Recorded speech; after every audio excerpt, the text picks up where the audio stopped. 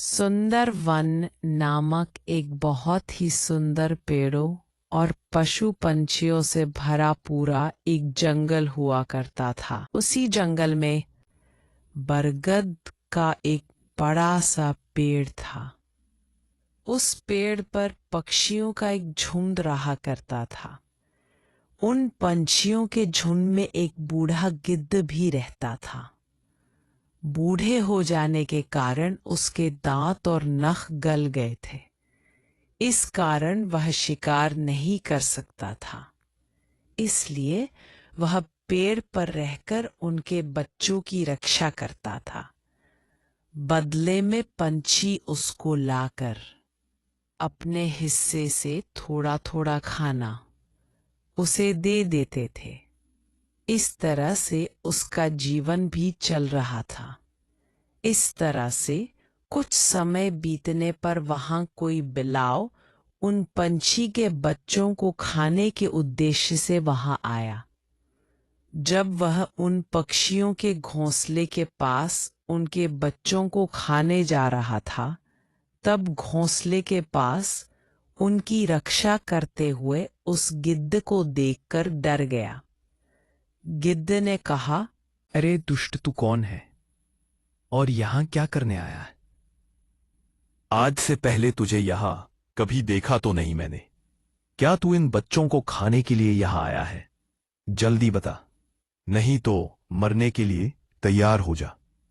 बिल्ली ने डर कर हाथ जोड़कर गिद्ध से कहा, महात्मा, मेरा नाम सुकेश है और मैं बहुत दूर से आपके बारे में सुनकर आपको ढूंढते हुए ही यहां आया हूं।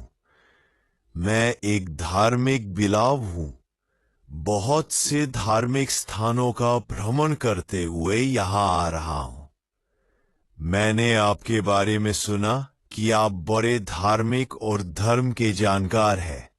अतः मैं आपसे धर्म जानने के लिए यहां आया हूं कि गिद्धराज, मैंने बहुत दिनों से व्रत रखा हुआ है।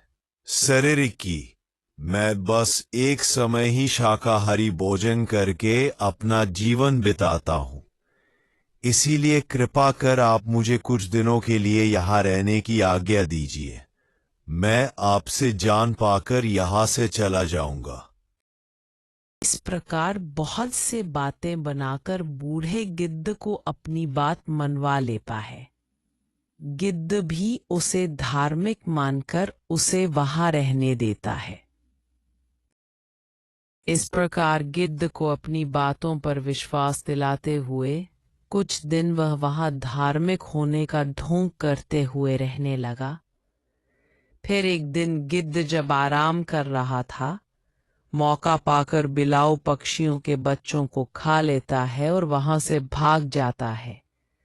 जब पक्षियां शाम को घर वापस आती हैं और घोंसले में बच्चों को न देखकर कोलाहल करने लगते हैं, बाद में इस गिद्ध ने ही हमारे बच्चों को खाया है, ऐसा सोचकर सब के सब मिलकर उस बूढ़े गिद्ध को मार डालते हैं। यह कहानी हमें सिखाती है कि धोखेबाजी और छल का परिणाम हमेशा बुरा होता है, जैसा कि बिलाव के साथ हुआ। गिद्ध की निर्दोषता के बावजूद पक्षियों ने उसे गलत समझकर मार डाला। यह कहानी हमें यह भी सिखाती है कि हमें किसी को भी बिना जांच पड़ताल किए हुए दोषी नहीं ठहराना चाहिए। पक्षियों ने गिद्ध पर आरोप लगाया बिना उसकी बात सुने, जो कि गलत था। इस कहानी से हमें यह भी सीखने को मिलता है कि हमें अपने गुस्से और भावनाओं पर नियंत्रण रखना चाहिए और किसी भी निर्णय को लेने से पहले अच्छी तरह से सोच विचार करना चाहिए। तो दोस्तों, अगर वीडियो अच्छी लगी हो तो हम वीडियो को लाइक करें